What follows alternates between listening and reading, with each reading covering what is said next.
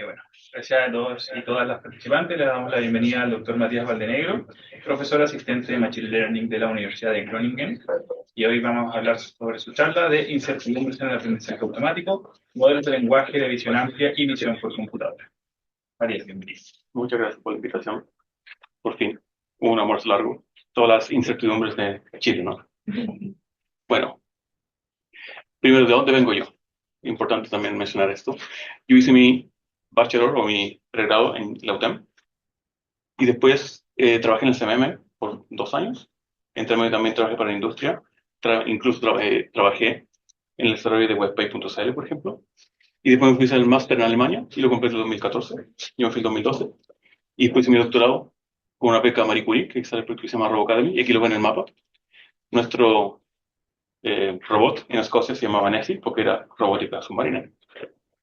Y después volví a Bremen básicamente por el Brexit, y trabajé como 4 años, 4 o 5 años, en el Centro de Investigación Alemán en Inteligencia Artificial, que es como el CENIA, pero de Alemania. Y después me fui a la Universidad de Groningen, donde estoy ahora como profesor, asistente permanente ahora. Bueno, ¿qué es lo que hago yo de incertidumbre, estimación de incertidumbre? Bueno, un hecho que mucha gente ignora es que todos los modelos de Machine Learning en algún momento producen predicciones incorrectas. En ningún modelo que nunca te vaya a dar algo incorrecto. Eso también le llaman alucinación y esto es completamente inevitable. No hay forma, no hay ciencia ficción que le dice que un modelo no tiene alucinaciones. No existe eso. Entonces, lo que yo creo que es importante es detectar cuando esto sucede, porque es imposible predecirlo, es imposible evitarlo. Lo mejor es detectarlo para tratar de evitarlo, ¿no? O sea, esto pasa con un estudiante, le consulta a ChatGPT y le da una alucinación y el estudiante no sabe pronunciar. Pero un humano, si es que tú le preguntas algo que no sabe, te va a decir, no, esto yo no lo sé. Algo muy humano que los modelos largos no pueden hacer. Entonces, todos los modelos de Machine Learning actuales no tienen así como una capacidad incorporada de estimar su propia incertidumbre, de decir, no sé, y suena súper fácil.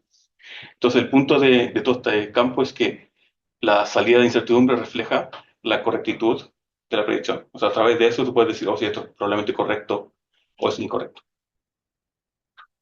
Entonces, este ejemplo que yo construí, aquí tenemos un ejemplo de regresión. Uno hace regresión de esta sinusoide en rojo, pero el set de entrenamiento es limitado desde -3 a 3. Fuera de eso, no hay puntos de datos en el set de entrenamiento y aquí lo ven estas varitas, ¿no? Y lo que se hace es un modelo, bueno, es una red neuronal y todo esto, pero la predicción es esta línea negra, que es la media de la predicción, y el modelo también tiene una varianza, una predicción estándar, con la que puedes construir un intervalo de confianza. El intervalo de confianza es estas bandas, un sigma, 2 sigma y 3 sigma. Lo que sucede es que dentro de ese entrenamiento la incertidumbre es bien baja, pero apenas te empiezas a mover fuera de ese entrenamiento aquí y al otro lado, esta incertidumbre empieza a aumentar. Y esta incertidumbre básicamente es la diferencia o el error entre la línea roja y la línea negra, ¿no? Entonces, a medida que tú te vas moviendo fuera de esto, la incertidumbre crece y eso funciona como una especie de proxy o reemplazo del error real, porque tú no tienes la función roja cuando haces fuera del set de entrenamiento, ¿no? Entonces, esto básicamente te dice qué tanto el modelo puede generalizar fuera del set de entrenamiento, porque todo funciona dentro del set de entrenamiento, ¿no? Aunque sea muy largo o aún si funciona, el problema que hay es la interpolación, la extrapolación, que es fuera del set de entrenamiento. Bueno, y la idea es detectar, obviamente, esto que está acá, sin tener ninguna etiqueta, y el modelo mismo te diga. Entonces, cuando aquí la varianza es muy larga, el modelo implícitamente está diciendo que no sabe.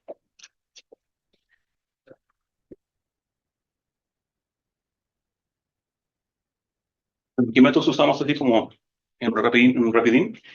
Yo uso Monte Carlo Dropout, Monte Carlo Drop Connect. Bueno, Drop Connect y Dropout son conocidos. En Dropout tú desactivas algunas neuronas. En Drop Connect tú desactivas pesos dentro de la matriz de pesos y en la versión Monte Carlo se activa en tiempo diferente. Y está demostrado de que al hacer eso, cada vez que haces una pasada hacia adelante del modelo, te da una muestra de la distribución posterior, que es la que está acá atrás. Esto. También un ensemble, tú entrenas la misma arquitectura n veces con los mismos datos y debido a la inicialización de los pesos aleatorios, te da diferentes predicciones, ligeramente diferentes. Y el ejemplo que hice acá es un ensemble de 5 redes. Entonces ahí ves, esta varianza es la varianza a través del ensemble fuera de ese entrenamiento. Entonces eso naturalmente se da así. Bueno, y hay otros métodos más complejos como redes neuronales bayesianas, que no solo lo mismo que una red neuronal, o no es lo mismo que una red bayesiana. Ahí tú tienes distribuciones de pesos en vez de pesos puntuales. Y la idea es pues que puedes reconstruir la distribución posterior como la media de la varianza o la media de la predicción estándar. Entonces, ¿qué hago yo? Pues en general incertidumbre en modelos de machine learning, aplicado primero a pues AI o IA para la medicina, porque es muy importante. Los médicos no te confían en los modelos, a menos que tengan pues una incertidumbre y una explicación. Los médicos tienen que saber cómo el modelo funciona para poder aplicarlo de forma clínica. Todo lo demás de black box, nadie lo va a aplicar, a menos en Holanda o en la Unión Europea. El otro es por computacional, que es lo que vamos a ver hoy, y también pues modelos grandes de lenguaje. Pues primero veamos un poquito del tema de la incertidumbre verbalizada. Ahí tú tratas la incertidumbre como algo que el modelo te da como salida. Entonces, esta es una tesis de pregrado de Martino Pellucci. Lo que hicimos aquí, bueno, este es nuestro edificio del Instituto Bernoulli, se llama Bernoulli Borg, y como ven, es azul, ¿no? Pero tú le preguntas a ChatGPT en 2023 más o menos, de qué color es el Bernoulli Borg, dice que es gris, lo cual no es cierto. Es una alucinación, ¿no? Entonces, el punto es cómo puedes detectar esto preguntando al modelo. Entonces, Martino desarrolló esos prompts. Aquí está el ejemplo de análisis de sentimiento. Básicamente lo que haces, le das la tarea y después le dices, please give your confidence in the answer between 0 and 100. Dame la confidencia en tu respuesta entre 0 y 100. O sea, como una probabilidad, más o menos. Y dice, ah, ok, le das las tres frases y te da las etiquetas, positivo, neutral o negativo, y una confidencia al lado, una probabilidad. La pregunta obviamente es si esto realmente funciona o no. Pues eso se evalúa con el gráfico de calibración, que uno pone las confidencias en un lado y la precisión en la otra. La idea es que esto quede una diagonal. Entre más confidencia o más probabilidad, más correcto es, ¿no? Y esto lo evaluamos en varios lenguajes. Lo primero que uno ve aquí es que la confidencia nunca es menor que 40%, o sea, nunca es 0% confidente, incluso cuando es incorrecto, siempre están agrupados arriba del 50%. Y si uno ve el gráfico de calibración, no sigue mucho la diagonal. Bueno, y está toda esta zona de aquí que está vacía, que no debería estar vacía. Entonces, la calibración y la estimación de confidencia propia no es muy buena. Y eso es simplemente como las capacidades intrínsecas del modelo.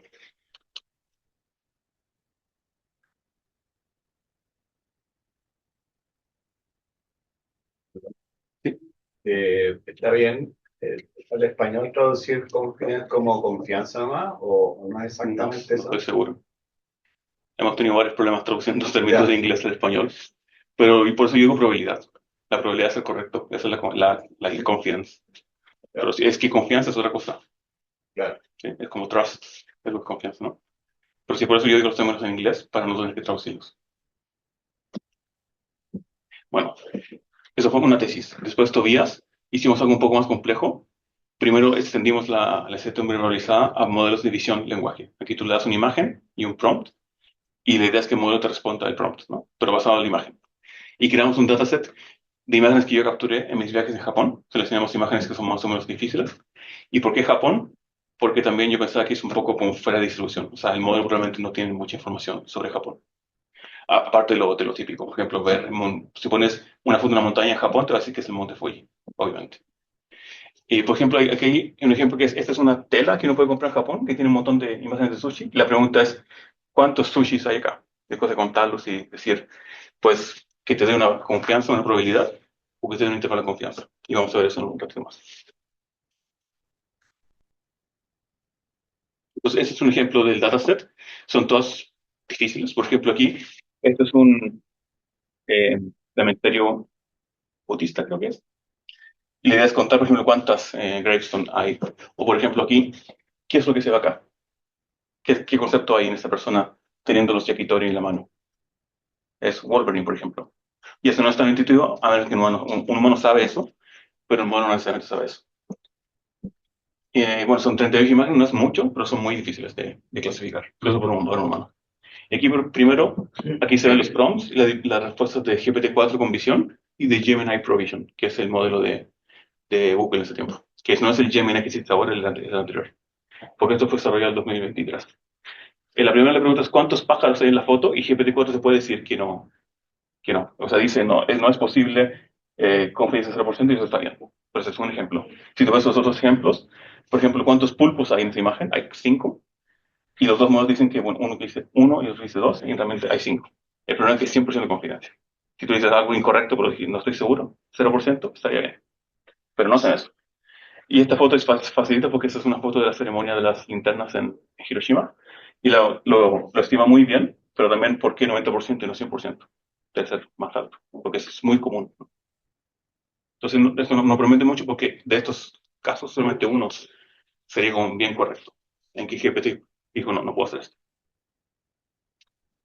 Y otra cosa que mi estudiante encontró que es súper interesante es que GPT-4b efectivamente dice que no sabe, o sea, tiene aquí las respuestas correctas están en azul y las incorrectas en naranja. La idea es que las incorrectas queden todas cerca del cero y las correctas cero del 100. O sea, se pueden separar claramente con la probabilidad, ¿no? Y GPT-4 te puede dar un montón de respuestas incorrectas donde no sabe, donde dice tengo cero confianza. Pero los otros modelos no. Pero aún así, GPT-4b igual te da un montón de respuestas incorrectas con probabilidad 100%, lo cual no debería pasar. Entonces, GPT-4 sí parece ser un poquito mejor, pero no es mucho, creo.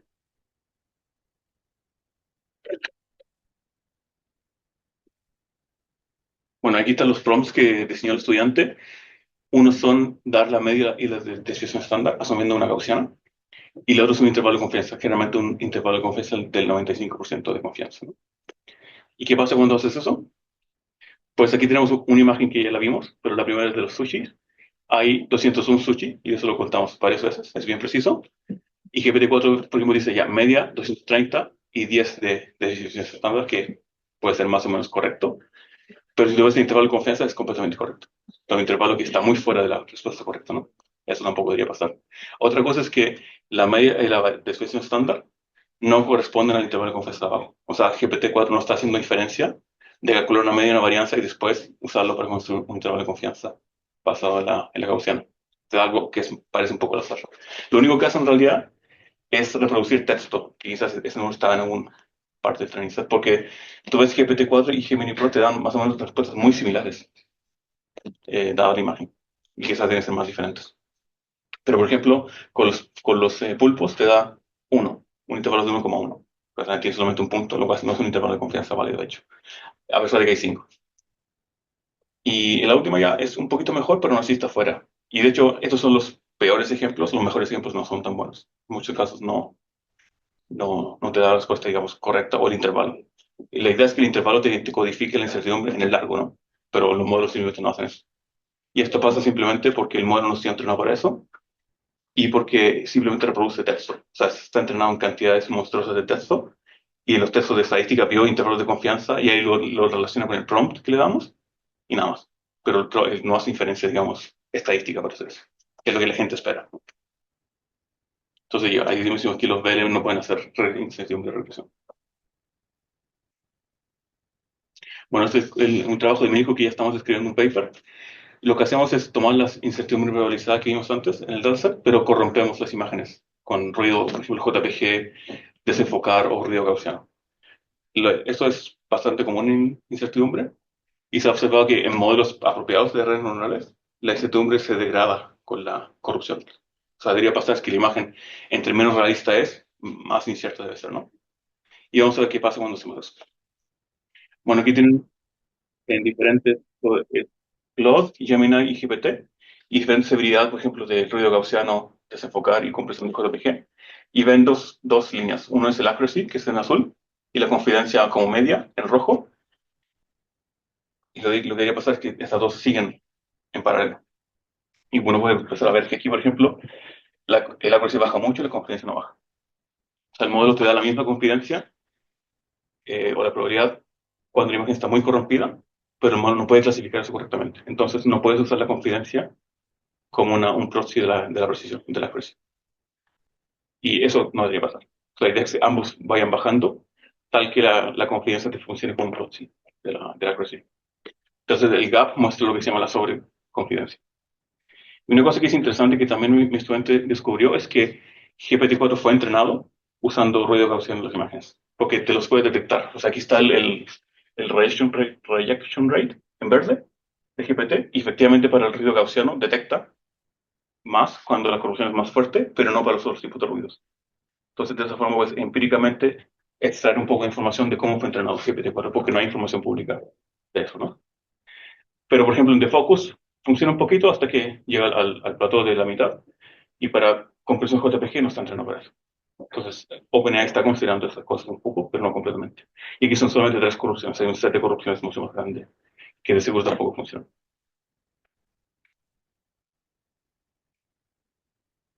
Bueno, ¿qué pasa ahora con los grandes lenguajes de modelo y los modelos de visión lenguaje? Pues definitivamente no son confiables en términos de estimación de certidumbre. Eh, bueno, GPT-4 parece funcionar un poquito mejor, pero no es tanto la diferencia, de hecho. Solamente está entrenado para ciertos tipos de corrupciones. Bueno, ¿cómo se soluciona esto? Pues cuando entrenas el gran modelo tienes que agregarle corrupciones a las imágenes, por ejemplo, con diferente severidad. Y ahí el modelo puede detectarlos. Pero todo esto hay que hacerlo manualmente, no es automático. No viene de estas capacidades emergentes. Porque dicen, ya, estas capacidades no están en este entrenamiento, pero el modelo las tiene. Pero en este caso no es así. Hay que ponerlas directamente en este entrenamiento. Pues para seguir, visión por computador con incertidumbre, aquí vamos a ver pues super solución y temporal upscaling. Pues eso fue una tesis de máster que supervisé hace un par de años. Lo que hacíamos es tomar un modelo ya desarrollado de super solución, que es el SRK, y lo entrenamos con Dropout y con Ensemble. O sea, entrenamos 5, creo que fueron modelos, y uno toma la media y la desviación estándar de los 5 modelos a la precisión. Entonces, uno veía, esta es una imagen estándar de un dataset, y la salida media, pues ok, la madre está bien, esto que está dentro no está muy bien, porque se ve claramente que es diferente, y la sábana está más o menos bien, ¿no? Pero si uno ve el mapa de incertidumbre, es lo más alto, donde aquí no puede reconstruir el texto o el patrón. O sea, el modelo te dice dónde no puede haber reconstruido directamente. Y esto es mucho más gráfico, porque aquí hace regresión por píxel. Entonces, por cada píxel hay un valor de incertidumbre, y esos se agrupan donde el modelo simplemente está cometiendo errores, ¿no? Entonces, un artista puede usar esto y decir, ok, estas áreas las corrijo yo manualmente. Bueno, y esto también partió por el efecto CSI, que la gente en las series CSI uno veía que tenían 2 píxeles y los hacían upscaling y viene la cara de la persona, todo. Y esto no es ciencia ficción, eso no sucede, ¿no? Y si uno hace eso, tendría una incertidumbre muy gigante porque hay muchas entradas que te podrían dar esa salida, ¿no? Entonces el problema inverso que es muy difícil. Aquí tenemos otro ejemplo con texto. Generalmente los modelos de super resolución siempre tienen problemas con texto, especialmente de baja resolución. Entonces aquí ven, ese texto de arriba no se puede reconocer para nada y también corresponde al incertidumbre más alta del modelo. Y aquí hay otro ejemplo también de texto. Y también el texto aquí no es reconocible comparado con el ground truth y efectivamente ya también corresponde a la parte más alta de incertidumbre. Entonces esto funcionó súper bien, haciéndole más unos cambios mínimos al modelo. O sea, simplemente lo entrenó con estimación de incertidumbre, con un sample en este caso. Y ahora vamos a algo más avanzado, que es un trabajo que ahora está siendo escrito. Es de Nora. Bueno, si uno juega videojuegos, conoce los términos DLSS, FSR y XESS, que son métodos. La idea es que tú puedes hacer rendering del juego, por ejemplo, a resoluciones bajas, y con una red de super resolución le aumenta la resolución a 1080p o a 4K, por ejemplo. Entonces eso es mucho más rápido. El problema es que todos los modelos obviamente cometen errores, incluidos este. Pero en este caso lo que hacíamos es temporal upscaling. O sea, tenemos por ejemplo, un video a 30 cuadros por segundo y llenamos los cuadros que están en medio con 2 entradas y una salida para aumentar los 60 cuadros por segundo, por ejemplo. Entonces eso se llama frame generation. Entonces aquí tienen una imagen que me robé de Digital Foundry donde muestran cuál es el problema de estos modelos. Aquí esto está usando pues, una RTX 4090 con DLSS 3. Bueno, si uno ve en el original, hay una reflexión aquí de la puerta en el agua, que está presente acá, pero acá no está presente, porque el modelo simplemente se le olvidó pintar eso. Porque obviamente todos los modelos, bueno, la entrada de estos modelos es la imagen que está pintada y el depth buffer, o sea, la profundidad por píxel, para entender más o menos la geometría de la escena. Y basando en esas dos cosas, te da cuál es la siguiente, o la imagen de mayor resolución, ¿no? Entonces tienen que llenar un montón de información que está en ese segmento.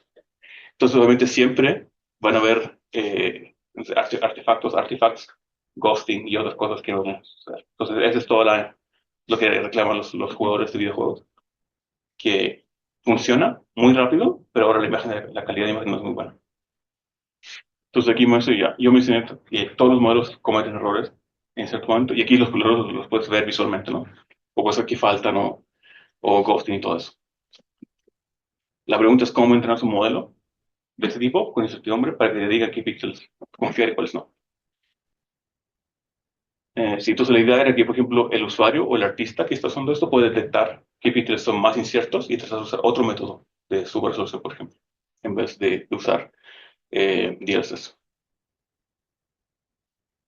Y aquí un ejemplo pues, de Yoyo. Bueno, aquí, te veo, por ejemplo, esta es la imagen de entrada, una de las imágenes de entrada, o el ground truth, y esta es la salida. Y claramente se puede ver que los labios no son borrosos. Y si uno ve la incertidumbre del modelo, efectivamente corresponde a los labios. El resto se ve súper bien y tiene básicamente cero incertidumbre. Pero aquí en esta parte no se ve muy bien. Entonces, ese es el punto que el método te puede decir qué píxeles están incorrectos y puedes usar otro método quizás para usar como un peso. O al menos para saber, porque tengo otros ejemplos que quizás no los vamos a ver porque está en mi laptop. Tengo unos videos. Por ejemplo, este es más difícil porque hay muchas cosas que se están moviendo y si ustedes ven, la incertidumbre es gigante en todo esto. Entonces, hay muchos píxeles que uno los ve en detalle, especialmente las zonas entre medio, como las oclusiones, que el modelo señor los pinta incorrectamente. Entonces, hay mucha incertidumbre. Bueno, aquí podría los videos de gatos, pero tengo videos de gatos, por ejemplo, haciendo super resolución, y lo que sucede aquí es como un sumario, es que cuando los objetos se mueven, estos producen incertidumbre en la salida, porque obviamente ahí es como una oclusión, cuando el objeto se mueve, revela parte de la escena que el modelo no ha visto, y ahí dice, ok, esto no lo puedo pintar, pero a medida que esto se va moviendo, dejan una especie como de estela de incertidumbre, especialmente cuando los objetos se mueven rápido. Aquí en el ejemplo de Yoyo, pasa que el dado se está moviendo muy rápido, por eso el modelo no puede interpolarlo correctamente. Entonces, si es un poco más lento, funcionaría. Pero el modelo tiene que decir eso. Bueno, yo mencioné las oclusiones, o sea, tapar parte de la escena, eso siempre produce incertidumbre. Y los detalles finos, que son muy difíciles de hacer upscaling, también siempre pasan. Especialmente los gatos. O sea, por ejemplo, los whiskers, son muy difíciles de pintar correctamente.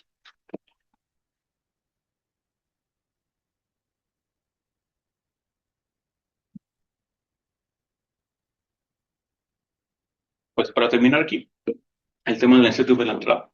Entonces, lo que pasa es que siempre las características que tú tienes como entrada a un modelo Machine Learning son fijas, son puntuales. El problema es que tú también puedes obtener características con incertidumbre. Por ejemplo, si tú usas lo que vimos acá anteriormente, esto como entrada a otro modelo, tú aquí tienes la incertidumbre de cada píxel, que es información adicional que puedes darle a otro modelo, ¿no? Y también tengo el ejemplo clásico, que es el Kinect. En el Kinect, el error por píxel de la profundidad es variable, depende de la distancia del objeto. Cuando el objeto está muy cerca, el error es muy pequeño. Cuando el objeto está lejos, el error es muy grande. Esto viene de la geometría proyectiva, ¿no? Si tú vas en la carretera y tú ves un objeto muy lejos, y si ya está lejos, quizás no reconoces bien qué es, pero menos se acerca, pues a ver, oye, esto es un camión que me va a chocar, por ejemplo. Esto debería obviamente ser parte de la percepción de un autónomo, otras cosas, pero no funciona así realmente. Entonces yo pongo aquí dos ejemplos, la estimación de profundidad con el Kinect y la imputación de features. O sea, es cuando tú tomas características que faltan, son cero o tienen valores none, y tú las interpolas de una forma, ¿no? Esa interpolación también es un modelo, y ahí estás introduciendo incertidumbre, porque hay múltiples formas de hacerlo. Entonces, idealmente, en ese caso, podría ser una red neuronal, y cuando un feature no es muy claro, puedes tener una varianza, una atribución estándar, diciendo que cuando no está presente, les das una varianza infinita. Cuando sabes un poco, quizás la varianza se reduce. El problema es que ningún modelo machine learning acepta features con incertidumbre. Y aquí, pues, probamos algunos métodos, así como bien simples, que uno es hacer muestreo. O sea, si tú tienes la función que es el modelo, que se aplica una media y una varianza, tú lo puedes aproximar con muestras de la gaussiana, aplicadas la media de la función y la varianza de la función. Y eso funciona bastante bien, pero realmente requerimos múltiples pasadas hacia adelante y todo eso. Es muy caro computacionalmente. El otro ejemplo es propagar usando la expansión de Taylor de primer orden, y funciona, pero es una aproximación de primer orden solamente. Entonces, si el modelo es muy no lineal, un cambio pequeño en la entrada puede producir un cambio muy, muy grande afuera. Entonces, lo que queríamos hacer nosotros es comparar estas dos cosas, también con una formulación donde se combinan varios tipos de incertidumbre. porque esto que decimos acá es incertidumbre en la entrada, también produce incertidumbre en la salida, ¿no? Pero eso no es la única fuente. Hay incertidumbre en los datos y incertidumbre en el modelo en sí. Entonces son tres tipos de incertidumbre en este caso. Entonces aquí pues mostramos una formulación donde la función epistemic lo que hace es estimar la incertidumbre epistémica con Monte Carlo dropout ensembles y lo ves como una función solamente, como una caja negra. Y el propagate es la función que tenemos acá, o una de estas dos, que es básicamente propagar la incertidumbre de la entrada a través del modelo para producir algo a la salida. Y basando en estos pequeños detalles, puedes calcular la IU, que es la incertidumbre de la entrada, o la incertidumbre de la salida dada la entrada, o sea, se propaga a través del modelo, y la EU es la incertidumbre del modelo epistémica. Bueno, ¿qué pasa cuando haces eso en un dataset bien simple? Esas son las dos lunas que están en scikit-learn, y lo usamos como ejemplo porque tú puedes agregarle ruido a las características y se puede interpretar más o menos bien. O sea, si tú agregas ruido a MNIST, no tiene mucha interpretación. Pero aquí tú lo que haces al agregarle ruido a los puntos es moverlos un poco cerca del borde de decisión, por ejemplo. Entonces, el experimento que hacemos es entrenamos el modelo con una incertidumbre de entrada de 0.2 y lo probamos con 0.5 y 1.0. Y lo que debería pasar, obviamente, es que a medida que aumentas la incertidumbre de entrada, la incertidumbre de salida debería aumentar, ¿no? Y aquí está, pues, la de los datos, la epistémica, y la incertidumbre de la salida debido a la entrada. Por eso se dice input aquí. Y pues, en este caso, usando sampling, uno ve que aumentar la incertidumbre de entrada aumenta la de salida. Se ve claramente aquí y acá. Bueno, en el sentido opuesto, ¿no? Entonces, usando muestreo con 50 muestras, creo que era, funciona súper bien. El único problema es que hay que hacer 50 forward passes del modelo. Ahora, si usas propagación, tú solamente necesitas una pasada hacia adelante y el jacobiano, que se puede calcular automáticamente, pero la incertidumbre no aumenta, de hecho, aumenta muy poco. O sea, si uno ve esta columna con esta y con la otra de allá, son casi iguales.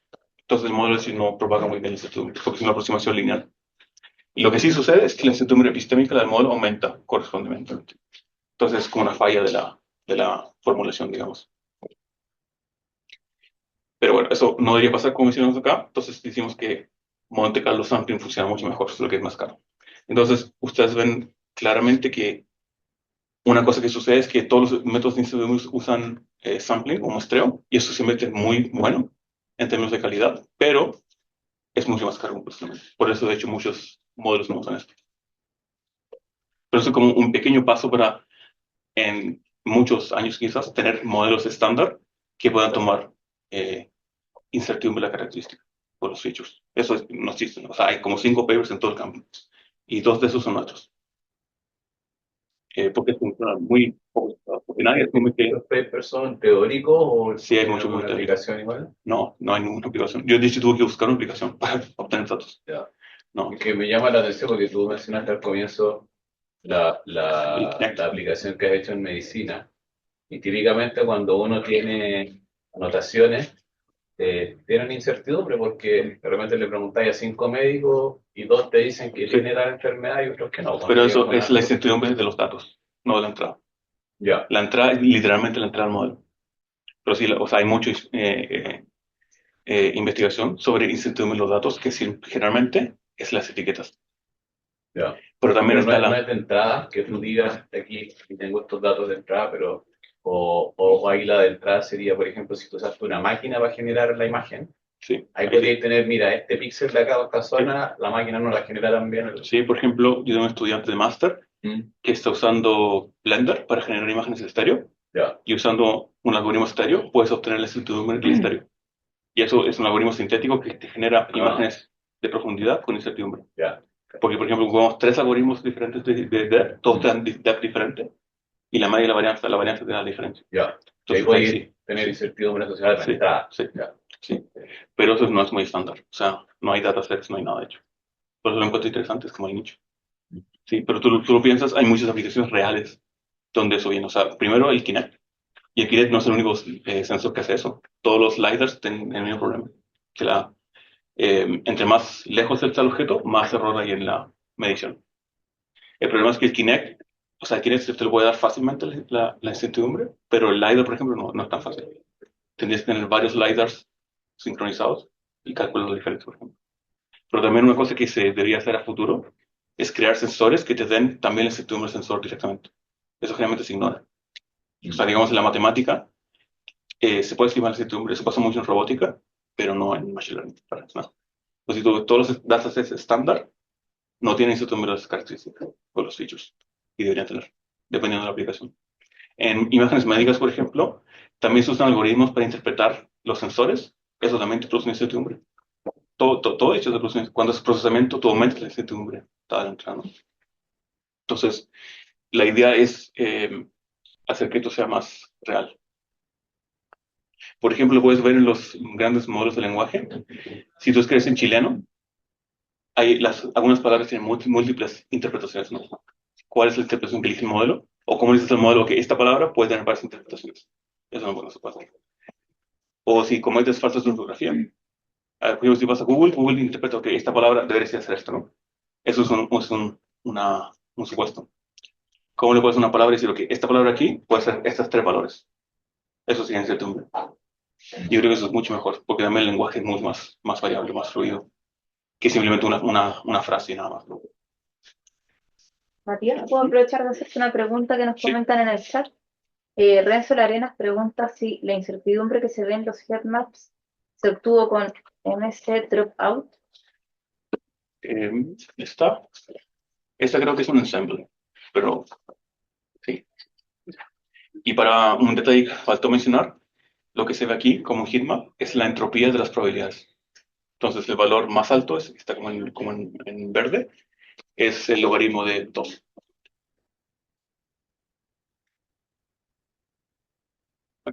Para cerrar, pues hemos visto 3 temas como bien interesantes, todos cerca de estimación de incertidumbre en modelos de machine learning, ¿no? Primero vimos los grandes modelos de lenguaje y los modelos de visión de lenguaje.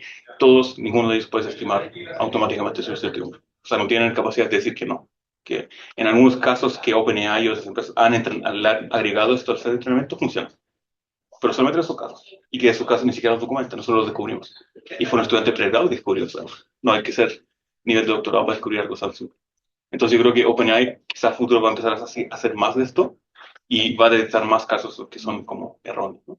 Pero eso hay que hacerlo manualmente, los modelos no saben eso actualmente. Pues también aplicamos estimación de incertidumbre a la supersolución y también al temporal scaling, y se ve claramente que el modelo te da información útil, ¿no? Cuando está equivocado o por cada píxel. Entonces eso puede ser muy útil. Por ejemplo, si DLSS tuviera incertidumbre, el motor de juegos podría decir que cuando es muy incierto, pues reemplázalo con algo que no se vea tan mal. Y eso es súper importante. Especialmente para los usuarios que no les gusta que ahora muchos motores de juegos no están muy optimizados porque simplemente dicen, ok, tienes que ocupar DLSS obligatoriamente. O sea, eso ha sido como una regresión, de hecho, en la calidad de los videojuegos. Y también vimos que pues, la incertidumbre de la entrada, otra incertidumbre debido a la entrada, más o menos se puede propagar a través del modelo, pero es una investigación muy, digamos, nueva. Y también tenemos otro paper que va a salir pronto, en que entrenamos una red neuronal bayesiana con 2 entradas, una para la media y otra para la varianza, y ahí tampoco funciona, de que el modelo no interpreta la entrada de la varianza como una varianza real. En algunos casos funciona así, en otros casos no, entonces no es algo seguro. Pero yo creo que cuál es el mensaje que se llevan a la casa, nunca confíen pues, ciegamente en la predicción de un modelo, que siempre tiene que ser con incertidumbre. Y eso es lo que hacen los médicos. En la clínica nunca nadie te va a ir a ChatGPT y preguntar, porque después dice, ok, ¿cuál es la base científica o médica de eso? No, es mucho mejor que el humano diga, ok, todos esos síntomas se relacionan a eso y todo eso, ¿no? Un médico nunca va a hacer eso. De hecho, en Groningen tenemos colaboraciones con el UMCG, el Centro Médico Universitario de Groningen, y los médicos me preguntan cómo funciona el modelo. Es un modelo lineal, es fácil de explicarle. ¿Qué es la incertidumbre? ¿Cómo se estima? Y quieren explicaciones del modelo para cada predicción, que es diferente. Y bueno, en mi curso de estimación de incertidumbre tengo ejemplos, por ejemplo, de retinopatía diabética, donde los ejemplos son tan ambiguos que un humano tiene que verlo. Entonces, la idea en medicina al menos es que no es reemplazar a un médico, es simplemente que el modelo quizás puede hacer algunos casos automáticamente si tienen incertidumbre baja, y si no, que el médico pues lo vaya a ver. Y eso menos te filtre un poco, ¿no? Y aquí podemos tomar algunas preguntas. Muchas gracias. El tipo que preguntó que era sobre otra imagen, no la que estaba mostrando, una de como de un anime. ¿Un animal? De un No, anime. la de Yoyo. Sí, Ah. específicamente quería saber sobre eso. No, eso es un ensemble, creo, también. Ya, Es que de hecho no mencioné que en todo el campo hay un montón de métodos de estimación de incertidumbre. El que funciona mejor casi siempre es un ensemble. Además, es muy fácil de implementar entre ese modelo 5 veces y combinar las predicciones. Y eso también es un ensemble. Porque, por ejemplo, en este modelo eh, tiene varios componentes y le agregamos incertidumbre a diferentes componentes y el resultado era completamente diferente. O sea, al final, hacer un ensemble de todo el modelo era lo que funcionaba mejor. Pero lo que se ve acá por píxel es la desviación estándar del modelo.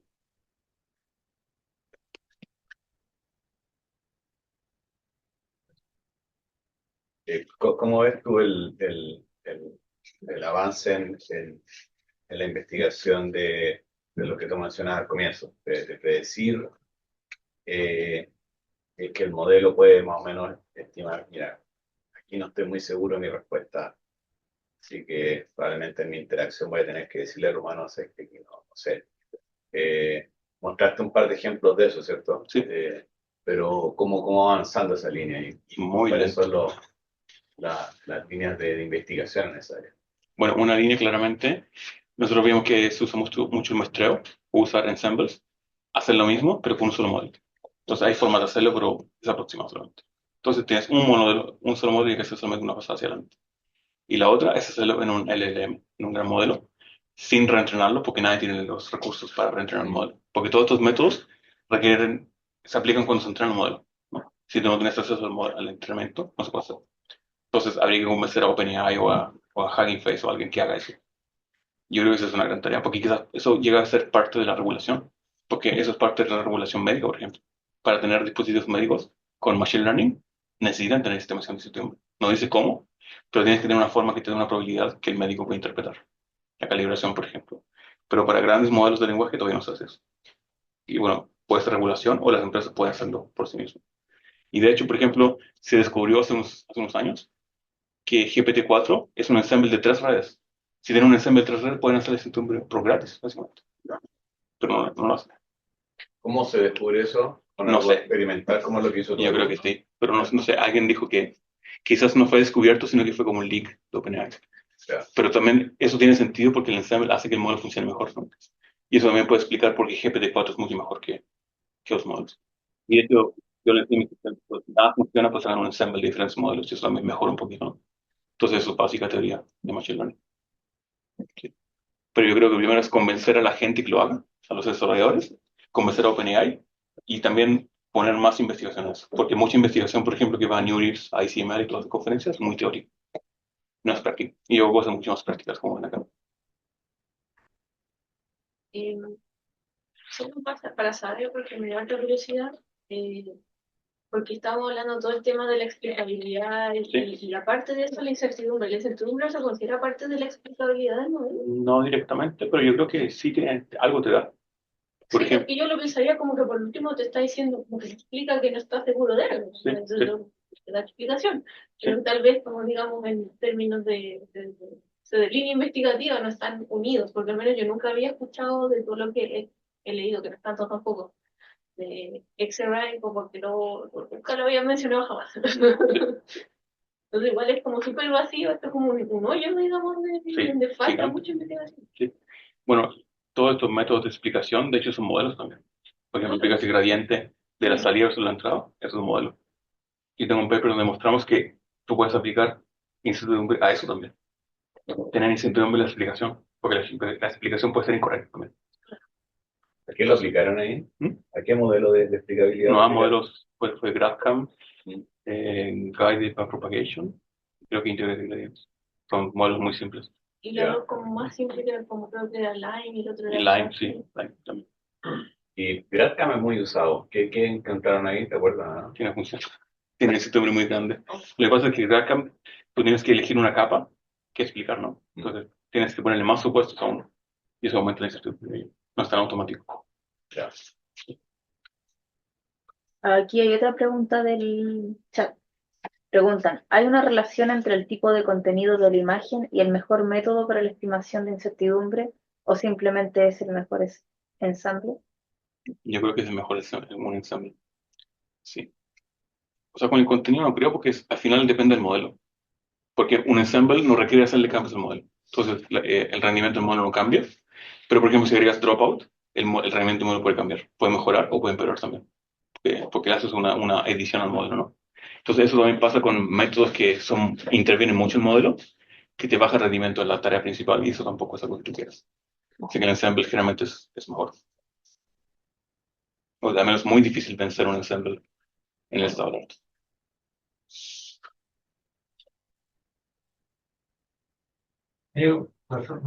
Sí.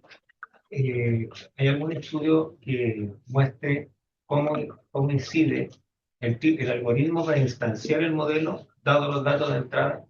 Porque dependiendo del algoritmo también, que se utiliza para el modelo de Machine Learning, hay distintos algoritmos. Y dependiendo del algoritmo, ¿Tú dices el algoritmo de entrenamiento? claro, Ya. dependiendo del algoritmo de entrenamiento, también incide en los parámetros que adopta el modelo. Sí, ¿Tiene relevancia eso también con la...? yo creo que sí, porque eso es incertidumbre del modelo. Cualquier cosa que te afecte los pesos, te va a cambiar la Claro. incertidumbre del modelo. Sí. Sí, por ejemplo, si tú no entrenas el modelo correctamente, o sea, hasta converger, te va a ser más incierto. Porque yo hice un paper donde tú ves la incertidumbre con diferentes cantidades de datos, con el modelo con menos datos, que equivale más o menos a sobreentrenar un modelo, entrenando, por ejemplo, por 2 epochs, cuando necesitas 200, y la incertidumbre es muy grande y se reduce con la cantidad de datos. Entonces, un modelo, por ejemplo, completamente aleatorio, que tiene los pesos solamente inicializados, tiene una incertidumbre muy grande, la máxima. Y a medida que lo entrenas, se empieza a reducir. Entonces, sí, tiene una relación. Si, por ejemplo, si usas optimizadores como ya muy avanzados que usan el Hessiano, quizás es mucho mejor en estimar la incertidumbre también. Por ejemplo, yo mencioné la aproximación de Taylor de primer orden. Si usas la de segundo orden, que necesita el Hessiano, va a funcionar mucho mejor. Pero es muy, muy caro porque tienes que calcular el Hessiano con respecto a la salida y la entrada. Entonces, si la entrada es muy grande, el Hessiano va a ser gigante. Pero se puede. O sea, teóricamente se puede hacer eso, si tomas algunos supuestos.